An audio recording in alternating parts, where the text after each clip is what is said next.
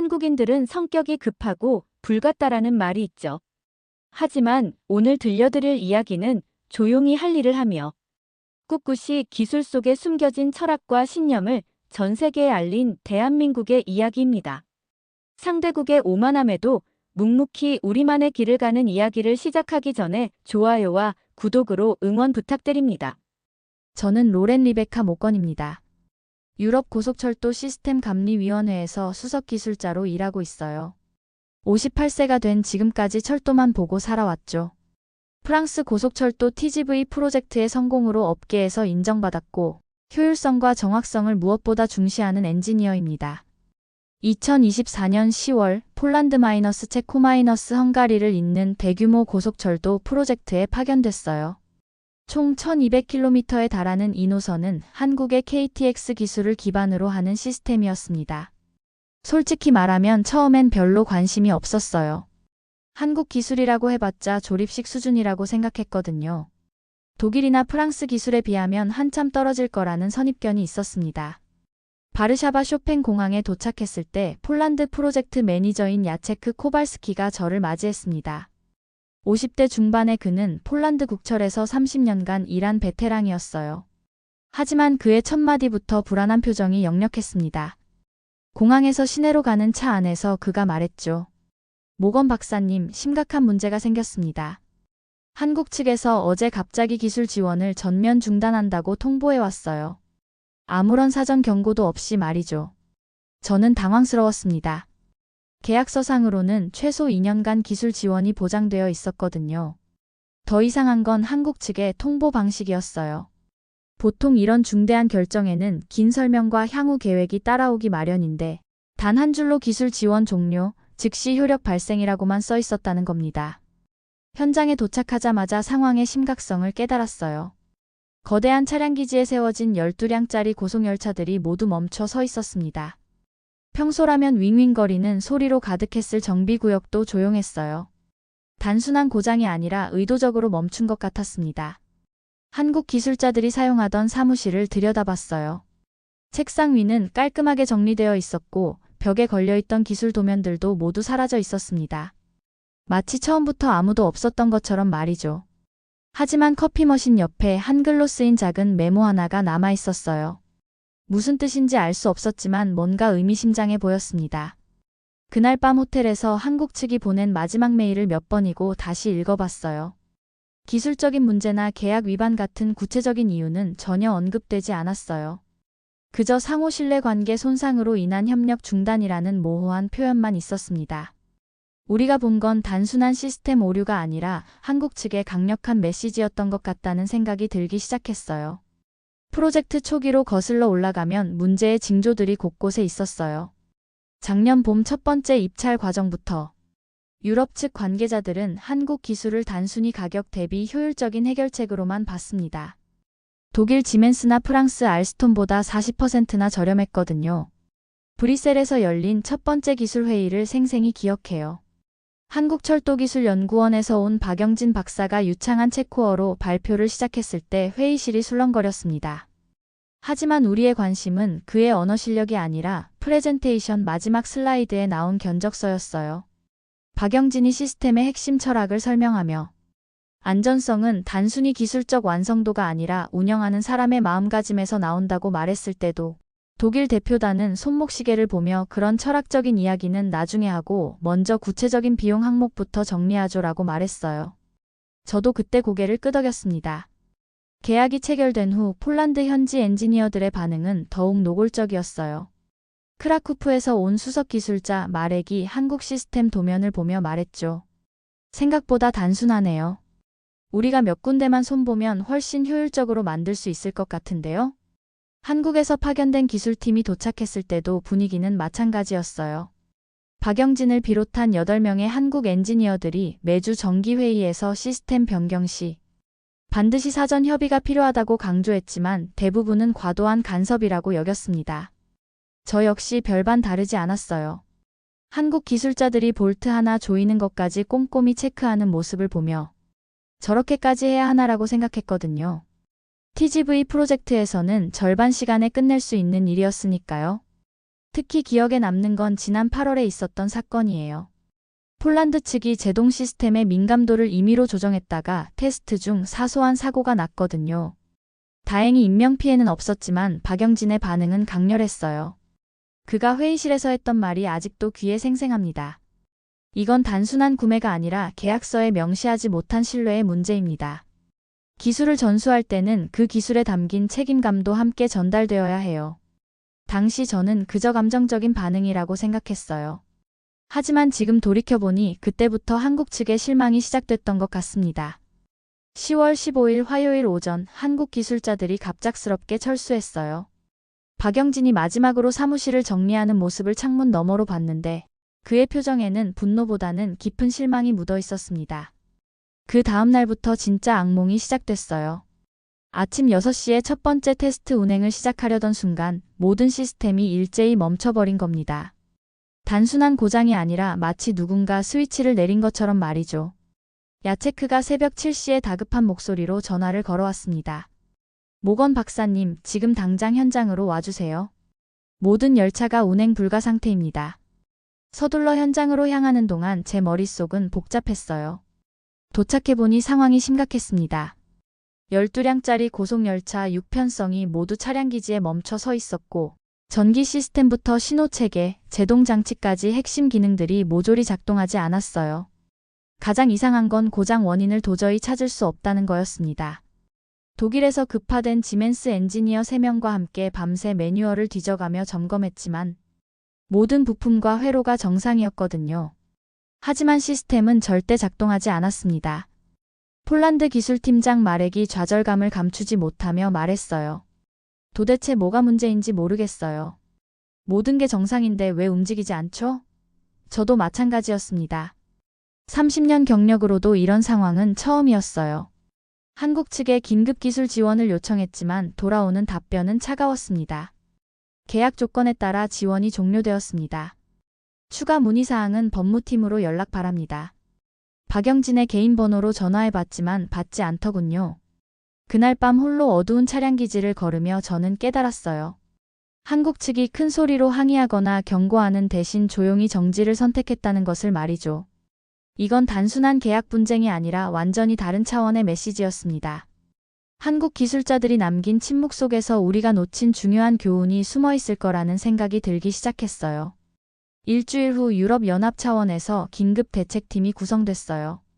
독일 지멘스에서 수석 엔지니어 3명, 프랑스 알스톰에서 시스템 전문가 2명, 그리고 이탈리아 트렌이탈리아에서 운영 전문가 1명이 바르샤바로 날아왔습니다. 베를린에서 온 클라우스 밀러 박사가 팀을 이끌었어요. 그는 독일 ICE 개발에 참여한 전설적인 인물이었죠. 한국 시스템 정도는 우리가 충분히 복구할 수 있다는 자신감이 넘쳤습니다. 매뉴얼과 기술 도면을 바탕으로 전면적인 재조립 작업이 시작됐어요. 놀랍게도 3일 만에 시스템이 다시 작동하기 시작했습니다. 열차 엔진이 돌아가고 신호등이 깜빡이기 시작했어요. 클라우스가 의기양양하게 말했죠. 역시 독일 기술력이죠. 이제 정상 운행할 수 있습니다. 첫 번째 테스트 운행에서 열차는 시속 200km까지 가속했어요. 표면적으로는 모든 게 완벽해 보였습니다. 하지만 기쁨은 오래가지 않았어요. 세세한 부분에서 이상 징후들이 나타나기 시작했거든요. 커브 구간에서 속도 조절이 부자연스럽고 제동할 때마다 거리가 조금씩 달라졌어요. 진동 패턴도 일정하지 않았습니다. 이런 미세한 차이들이 승객의 안전과 직결되는 문제였어요. 프랑스에서 온 피에르 듀폰이 고개를 저으며 말했습니다. 기술적으로는 완벽한데 뭔가 어색해요. 마치 악보대로 연주하는데 음악이 안 들리는 것 같아요. 그의 표현이 정확했어요. 매뉴얼에는 모든 사양과 절차가 상세히 나와 있었습니다. 볼트의 토크값, 전압의 허용 범위, 신호 전달 속도까지 모든 게 숫자로 표현되어 있었어요. 하지만 그 숫자들 사이에 숨어있는 뭔가를 우리는 놓치고 있었습니다. 독일 엔지니어가 솔직하게 털어놨어요. 기술은 완벽하게 복사했는데 왜 이렇게 만들었는지는 모르겠습니다. 한국 사람들의 의도를 알 수 없어요. 그때 박영진이 처음 발표해서 했던 말이 떠올랐어요. 기술은 단순히 부품의 조합이 아닙니다. 그 안에는 만든 사람의 철학과 경험이 들어있어요. 우리는 한국 기술의 외형은 가져왔지만 그 속에 담긴 본질은 놓쳤던 겁니다. 복구 작업이 계속 막다른 길에 부딪히자 저는 마지막 수단으로 박영진에게 개인적인 연락을 시도했어요. 한국 시간으로 새벽 3시였지만 다행히 그가 전화를 받아줬습니다. 목소리는 여전히 차가웠지만요. 박영진 박사님, 정말 죄송합니다만 도움이 절실해요. 시스템은 작동하는데 뭔가 완전하지 않아요. 제가 간청하듯 말했지만 그의 답변은 예상과 완전히 달랐어요. 모건 박사님, 우리는 처음부터 단순히 기계만 파는 게 아니라고 말씀드렸습니다. 그의 목소리에는 깊은 실망이 묻어 있었어요. 한국에서는 기술을 전수할 때 그 기술에 담긴 마음도 함께 전달한다고 생각해요. 하지만 그 마음을 받아주지 않으면 기술만으로는 아무것도 할 수 없거든요. 저는 여전히 그 말을 완전히 이해하지 못했습니다. 마음이 기술과 무슨 관계가 있나요? 우리는 매뉴얼대로 정확히 했는데요. 하지만 박영진의 다음 말은 충격적이었어요. 모건 박사님, 한국 엔지니어들이 시스템을 설계할 때는 단순히 기능만 생각하지 않아요. 새벽 첫 차를 타고 출근하는 아버지, 늦은 밤 집으로 돌아가는 어머니, 수학여행을 떠나는 아이들까지 모든 승객을 머릿속에 그려요. 그래서 볼트 하나, 전선 하나까지도 생명이라고 생각하며 만들죠. 전화기 너머로 그의 한숨 소리가 들렸어요. 하지만 유럽에서는 우리 기술을 단순히 가격이 저렴한 대체재로만 봤어요. 기술 뒤에 숨어있는 철학과 책임감은 무시하고 말이죠. 그런 상황에서는 아무리 완벽한 매뉴얼이 있어도 소용없어요. 그리고 그가 마지막으로 한 말이 지금도 귀에 생생합니다. 우리는 열차를 만드는 게 아니라 승객의 생명을 책임지는 신뢰를 운송하는 거예요. 그 신뢰 관계가 깨지면 아무리 완벽한 기술도 그냥 차가운 금속 덩어리가 되죠. 전화를 끊고 나서 저는 한참 동안 호텔 창가에 서서 밤하늘을 바라봤어요. 철도가 단순히 사람을 한 곳에서 다른 곳으로 나르는 수단이 아니라 훨씬 더 무겁고 소중한 가치들을 운반한다는 것을 처음으로 깨달았습니다. 며칠 후 더욱 충격적인 소식이 들려왔어요. 폴란드와 독일이 공동으로 한국 기술을 완전히 역설계해서 자체 기술로 재탄생시키겠다고 공식 발표한 겁니다. 유럽 철도 기술의 독립성 확보라는 거창한 명분이었죠. 브뤼셀에서 열린 긴급 회의에서 독일 교통부 차관이 당당하게 말했어요. 어차피 우리가 더 나은 시스템을 만들 수 있습니다. 한국 기술을 기반으로 하되 유럽식으로 개선하면 되거든요. 폴란드와 체코 대표들도 박수를 치며 동조했습니다. 회의실에 앉아 있으면서 저는 뭔가 근본적으로 잘못됐다는 생각이 들었어요. 이건 단순한 기술 발전이나 혁신이 아니라 완전히 다른 차원의 문제였습니다. 하지만 동료들은 제 우려를 과도한 감정적 반응이라고 치부했어요. 특히 클라우스가 냉소적으로 말하더군요. 모건 박사님, 너무 감상적으로 생각하시는 것 아닌가요? 기술은 원래 발전하면서 서로 영향을 주고받는 거잖아요. 한국도 처음엔 일본과 프랑스 기술을 참고했을 텐데요. 하지만 저는 이상하게도 그런 논리에 동의할 수 없었어요. 박영진과의 대화 이후 뭔가 근본적인 것이 제 안에서 바뀌고 있었거든요. 그날 밤 숙소에서 보고서를 쓰면서 저는 처음으로 기술 차용이나 역설계라는 중립적인 단어 대신 윤리적 문제라고 썼습니다. 그리고 지우고 다시 써보기를 몇 번이고 반복했어요. 한국 기술자들이 밤낮 없이 고민하고 연구하며 만든 시스템을 우리가 단순히 분해해서 복사한다면 그것이 과연 정당한 일일까요? 기술 발전이라는 명목으로 다른 사람의 창의성과 노력을 무시해도 되는 걸까요? 박영진의 말이 계속 머릿속을 맴돌았습니다. 기술은 복제할 수 있지만 그 기술에 담긴 철학과 신뢰는 복제할 수 없다. 그제야 한국 측이 왜 갑자기 협력을 중단했는지 이해가 되기 시작했어요. 그들은 단순히 화가 나서 떠난 게 아니라 진짜 소중한 것들이 짓밟히는 것을 더 이상 지켜볼 수 없어서 떠난 거였어요. 결국 저는 개인 휴가를 내고 혼자 한국으로 향했어요. 동료들은 완전히 정신 나갔다며 만류했지만 저는 직접 확인하고 싶었습니다. 한국 기술의 진짜 모습과 그 뒤에 숨어있는 철학을 말이죠. 인천공항에서 KTX를 타고 대전으로 향하는 동안 저는 한국 고속철도를 유심히 관찰했어요. 시속 300km로 달리는데도 진동이 거의 없었고 승객들이 커피를 마시며 편안하게 앉아있는 모습이 인상적이었습니다. 대전에 있는 한국철도기술연구원을 찾아갔을 때 박영진은 처음엔 만나주지 않으려 했어요. 하지만 제가 계속 부탁하고 사과하자 마침내 시간을 내줬습니다. 그의 얼굴에는 여전히 실망감이 남아 있었지만요. 연구소 안을 둘러보며 저는 충격을 받았어요. 한국 엔지니어들의 작업 방식이 제가 알던 유럽 방식과 완전히 달랐거든요. 작은 볼트 하나도 여러 번 측정하고 용접 부위마다 현미경으로 점검했습니다. 30대 초반으로 보이는 한 엔지니어가 저에게 설명해 줬어요.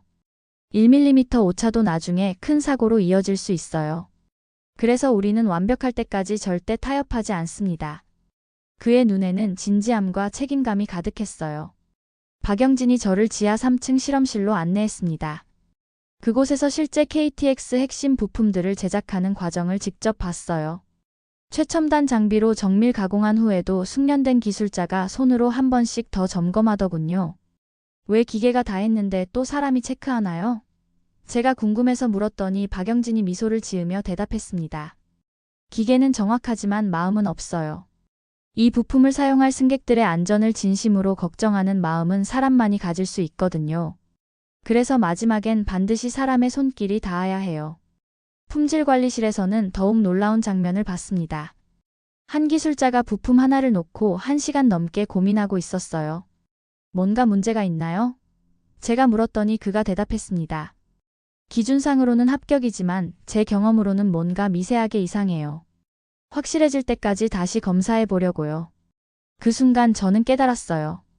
한국 기술에는 단순한 공학적 완성도를 넘어서 만드는 사람의 양심과 사명감까지 들어있다는 것을 말이죠. 볼트 하나, 나사 하나에도 이것을 사용할 사람들의 생명을 내가 책임진다는 무거운 마음이 담겨 있었습니다. 박영진이 마지막에 한 말이 지금도 잊혀지지 않아요.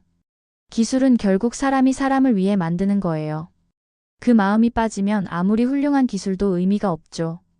한국에서 돌아온 후 저는 인생을 바꾸는 결심을 했어요. 30년간 몸담았던 회사에 사직서를 제출했습니다. 58세의 새로운 시작이라니 주변 사람들은 모두 깜짝 놀랐죠. 동료들이 물었어요. 도대체 왜 그런 극단적인 선택을 하는 거예요?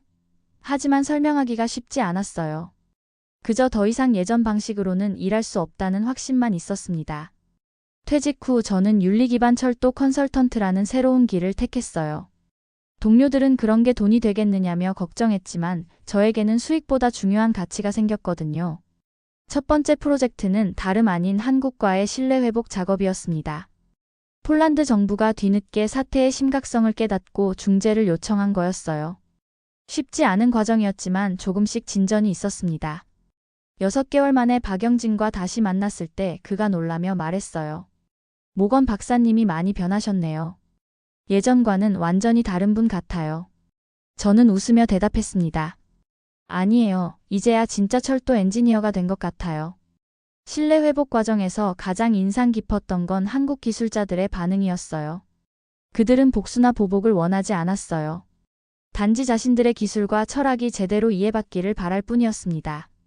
새로운 계약이 체결될 때 박영진이 제안한 조건들은 놀라웠어요. 기술 이전과 함께 철학 교육 프로그램을 포함시켜주세요. 유럽 엔지니어들이 한국에 와서 6개월간 함께 일하면서 우리의 마음가짐을 배웠으면 해요. 지금 저는 젊은 엔지니어들을 가르치는 일도 하고 있어요. 그들에게 자주 하는 말이 있습니다. 기술은 복사할 수 있지만 철학은 복사할 수 없다. 그래서 우리는 기술을 배우기 전에 먼저 올바른 마음가짐을 배워야 한다. 작년에 폴란드 체코 고속철도가 드디어 정식 개통됐어요. 개통식에 참석해서 첫 열차를 타보니 감회가 새로웠습니다. 이제는 진짜 한국의 철학이 담긴 열차였거든요. 박영진도 개통식에 참석했어요. 그와 함께 시속 350km로 달리는 열차 안에서 창밖 풍경을 바라보며 이야기를 나눴습니다. 이제야 진짜 완성된 것 같네요 라고 제가 말하자 그가 고개를 끄덕였어요. 요즘 저는 세계 각국의 철도 프로젝트에서 기술 윤리 컨설턴트로 활동하고 있어요. 기술 이전이 단순한 거래가 아니라 문화와 철학의 교류가 되도록 돕는 일이죠. 지난달에는 일본의 신칸센 기술을 도입하려는 인도 프로젝트에 참여했어요. 계약 과정에서 제가 강조한 건 기술과 함께 그 기술을 만든 사람들의 정신도 함께 배워야 한다는 점이었습니다. 한국에서 배운 교훈을 다른 나라들과도 나누고 있어요. 기술은 단순히 편의를 위한 도구가 아니라 사람과 사람을 잇는 신뢰의 달이라는 것을 말이죠. 며칠 전 한 젊은 독일 엔지니어가 저에게 물었어요. 박사님, 결국 가장 중요한 건 뭔가요? 저는 망설임 없이 대답했습니다. 신뢰예요. 기술은 복제할 수 있지만 신뢰는 복제할 수 없거든요. 지금 돌이켜보면 한국 기술자들이 보여준 정지는 단순한 항의나 분노 표출이 아니었어요. 그것은 진짜 중요한 가치가 무엇인지 일깨워주는 가장 강력한 교육이었습니다. 그들은 큰 소리나 격한 감정 대신 조용한 침묵으로 가르쳤고, 저는 그 깊은 침묵 속에서 평생 가장 소중한 철학을 배웠습니다. 박영진의 말처럼 우리는 정말로 기계를 나르는 게 아니라 신뢰를 운송하는 거였어요. 오늘도 저는 확신을 가지고 말할 수 있습니다. 진짜 훌륭한 기술은 완벽한 성능에서 나오는 게 아니라 그것을 만든 사람의 진실한 마음에서 나온다고 말이에요. 오늘의 이야기 여기까지입니다. 어떠셨나요? 한국의 기술과 정신 모두 대단하죠? 좋아요와 구독 부탁드리며 다음 이야기도 기대 부탁드립니다.